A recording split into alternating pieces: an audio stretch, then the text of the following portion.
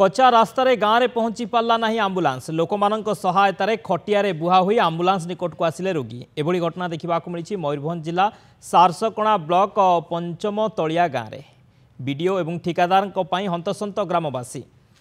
मनरेगार अधा काम करी केवल माटी पकाई टंका हरिलुट पंचम तलिया गाँव को संजोग रास्तार उन्नतीकरण कार्य आरंभ होता मनरेगा योजन तरबरिया भावे माटी पकाई कच्चा रास्ता निर्माण कर रास्ता काम सारीदेले ठिकादार